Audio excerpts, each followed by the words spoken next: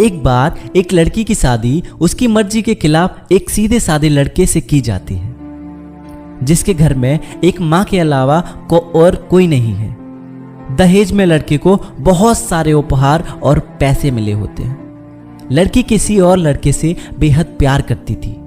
लड़की शादी होके आ गई। अपने ससुराल सुहाग रात के वक्त लड़का दूध लेके आता है तो दुल्हन सवाल पूछती है अपने पति से। एक पत्नी की मर्जी के बिना पति उसको हाथ लगाए तो उसे बलात्कार कहते हैं या फिर हक। उसके बाद में पति कहता है, आपको इतनी लंबी और गहरी जाने की कोई जरूरत नहीं है, बस दूध लाया हूं, पी लीजिएगा। हम सिर्फ आपको शुभ रात्रि कहने आए थे, कह के कमरे से निकल जाता है। लड़की मन मारकर रह जाती है, क्योंकि लड़की चाहती थी कि झगड़ा हो ताकि मैं इस गंवार से पीछा छुड़ा सकूं। है तो दुल्हन, मगर घर का कोई भी काम नहीं करती, बस दिन भर ऑनलाइन रहती और ना जाने किस किस से बातें करती। मगर उधर लड़के की माँ बिना शिकायत के दिन भर चूल्हा चौका से लेकर घर का सारा काम करती, मगर हर पल अपने होठों पर मुस्कुराहट लेके फिरती। लड़का एक कंपनी में छोटा सा मुलाजिम है और बेहद ही मेहनती और ईमानदार भी है। करीब महीने भर बीत गए, मगर पति पत्नी अब तक साथ नहीं सोए। वैसे लड़का बहुत शांत स्वभाव वाला था, इसलिए वह ज़्यादा बातें नहीं करता था। बस खाने के वक्त अपनी पत्नी से पूछ लेता था कि कहाँ खाओगी, अपने कमरे में या हमारे साथ। और सोने से पहले डायरी लिखने की आदत थी, जो वह हर रात को लिखता था। ऐसे लड़की के पास एक स्कूटी थी। वह हर रोज बाहर जाती थी पति के ऑफिस जाने के बाद, और पति के वापस लौटते ही आ जाती थी। छुट्टी का दिन था, लड़का भी घर पे नहीं था, तो लड़की ने अच्छे भले खाने को भी गंदा कह के माँ को अपशब्द बोल के खाना फेंक देती है। मगर वह शांत रहने वाला उसका पति अपनी पत्नी पर हाथ उठा देता है, मगर माँ अपने बेटे को बहुत डांटती है। इधर लड़की को बहाना चाहिए था झगड़े का, जो उसे मिल गया था। वह पैर पटकती हुई स्कूटी लेके निकल पड़ती है। लड़की जो रोज घर से बाहर जाती थी, वह अपने प्यार से मिलने जाती थी। लड़की भले टूटकर चाहती थी लड़के को, मगर उसे पता था कि हर लड़की की एक हद होती है जिसे इज्जत कहते हैं। वह इसको बचाए रखी थी। इधर लड़की अपने प्यार के पास पहुंचकर कहती है, अब तो एक पल भी उस घर में नहीं रहना है मुझे। आज गवार ने मुझ पर हाथ उठा के अच्छा नहीं किया।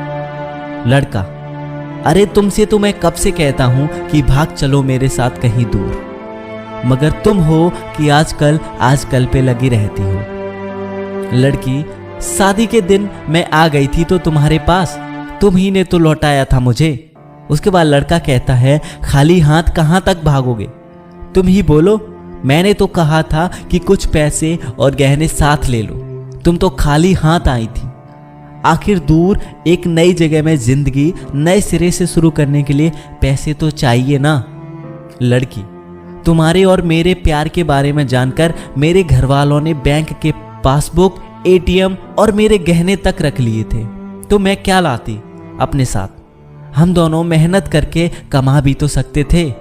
लड़का चालाक इंसान पहले सोचता है और फिर काम करता है। खाली हाथ भागते तो ये इश्क का भूत 2 दिन में उतर जाता, समझी। और जब भी तुम्हें छूना चाहता हूं, बहुत नखरे हैं तुम्हारे, बस कहती हो शादी के बाद। लड़की, हाँ शादी के बाद ही अच्छा होता है ये सब, और सब तुम्हारा ही तो है। मैं आज भी एक कुंवारी लड़की हूँ, शादी करके भी आज तक उस गंवार के साथ सो ना सकी, क्योंकि तुम्हें ही अपना पति मान चुकी हूँ। बस तुम्हारे नाम की सिंदूर लगानी बाकी है, बस वह लगा दो, सब कुछ तुम अपनी मर्जी से करना। लड़का, ठीक है मैं तैयार हूँ, मगर इस बार कुछ पैसे जरूर साथ लेके आना। मत सोचना हम दौलत से प्यार करते हैं, हम सिर्फ तुमसे प्यार करते हैं, बस कुछ छोटी मोटी बिजनेस के लिए पैसे चाहिए। लड़की, उस गंवार के पास कहाँ होगा पैसा, मेरे बाप से 3 लाख रुपया ऊपर से मारुति कार ली है, बस कुछ गहने हैं, वह लेके आऊंगी आज। लड़का लड़की को होटल का पता देकर चला जाता है। लड़की घर आके फिर से लड़ाई करती है, मगर अफसोस वह अकेली चिल्लाती रहती है। उससे लड़ने वाला कोई नहीं था। रात 8 बजे लड़की का मैसेज आता है व्हाट्सएप पे कि कब आ रही हो। लड़की जवाब देती है, सब्र करो, कोई सोया नहीं है, मैं 12 बजे से पहले पहुंच जाऊंगी, क्योंकि यहाँ तुम्हारे बिना मेरी सांसें घुटती हैं। लड़का, ओके जल्दी आना, मैं होटल के बाहर खड़ा रहूंगा, बाय। लड़की अपने पति को बोल देती है कि मुझे खाना नहीं चाहिए, मैंने बाहर खा लिया है, इसलिए मुझे कोई परेशान ना करे। इतना कह के दरवाज़ा बंद करके अंदर आती है तो पति बोलता है कि वह अलमारी से मेरी डायरी दे दो, फिर बंद करना दरवाज़ा, हम परेशान नहीं करेंगे।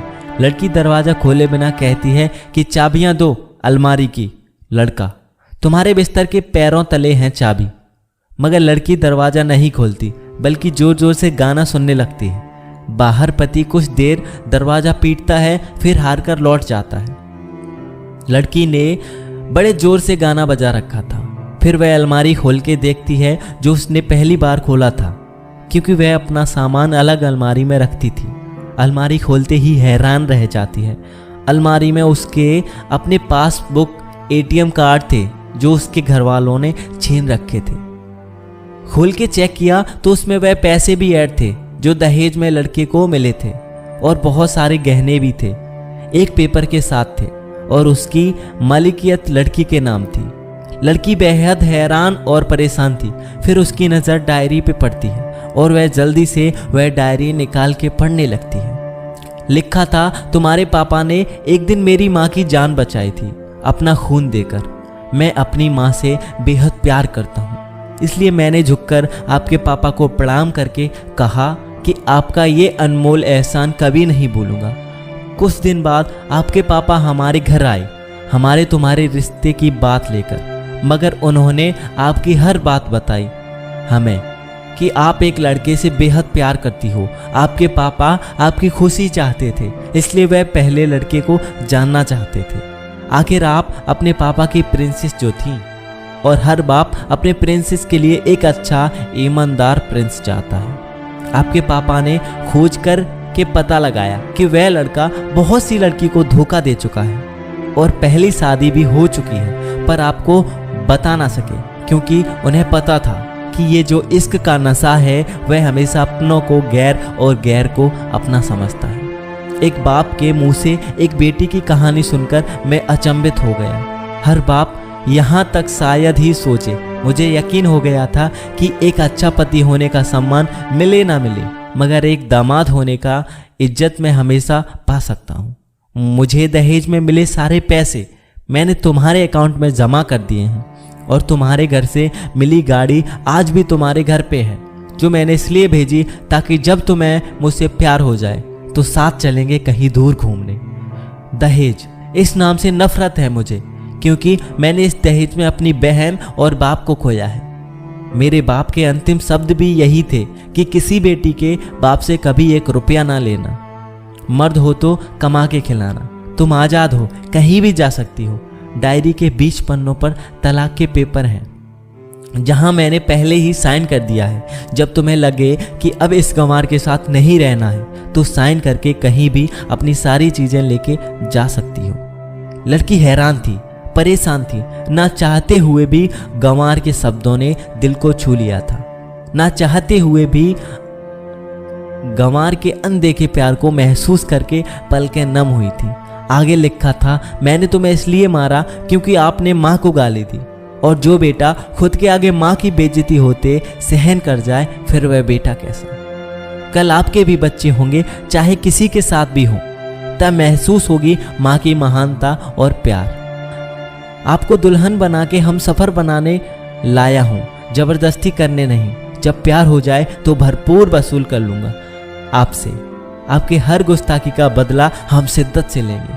हम आपसे, अगर आप मेरी हुई तो बेपनाह मोहब्बत करेंगे, किसी और की हुई तो आपके हक से दुआएं मांगेंगे। लड़की का फ़ोन बज रहा था जो वाइब्रेशन मोड पे था। लड़की अब दुल्हन बन चुकी थी, पलकों से आंसू गिर रहे थे। सिसकते हुए मोबाइल से पहले सिम निकाल के तोड़ा, फिर सारा सामान जैसा था वैसे रख के न जाने कब सो गई, पता नहीं चला। सुबह देर से जागी तब तक गंवार ऑफिस जा चुका था।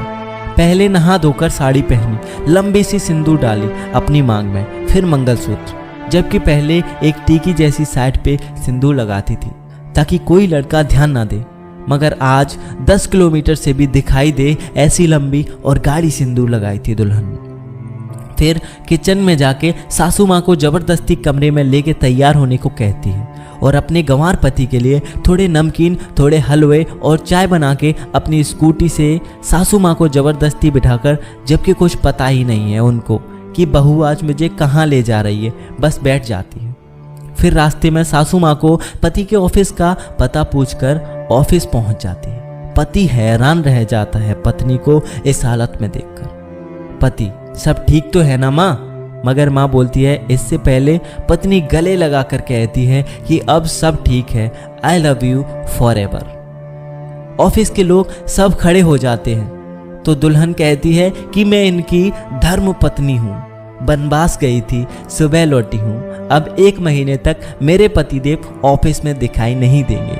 ऑफिस के लोग आश्चर्य में रह जाते हैं। दुल्हन, क्योंकि हम लंबी छुट्टी पे जा रहे हैं साथ साथ। पति, पागल? पति बोलता है पागल? दुल्हन, आपके सादगी और भोलेपन ने बनाया है। सभी लोग तालियां बजाते हैं और दुल्हन फिर से लिपट जाती है अपने गंवार से, जहां से वह दोबारा कभी भी छूटना नहीं चाहती।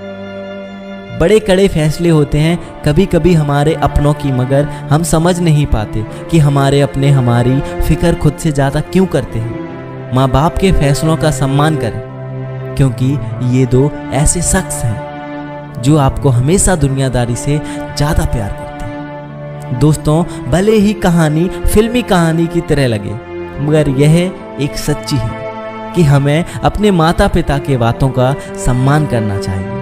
हर माँ बाप गलत नहीं होता। आज की कहानी आप लोगों को कैसी लगी मुझे नीचे कमेंट बॉक्स में ज़रूर बताना, और आप जिस किसी से भी इतना ज़्यादा प्यार करते हैं उसके लिए एक कमेंट ज़रूर करना। कमेंट बॉक्स में आई लव यू और अपने प्यार करने वाले का नाम ज़रूर टाइप करें, और वीडियो को लाइक और सभी तक शेयर करना ना भूलें। चैनल को सब्सक्राइब करना भी ना भूलें। मिलते हैं अपनी अगली वीडियो में, तब तक के लिए साइनिंग ऑफ SST मोटिवेशन।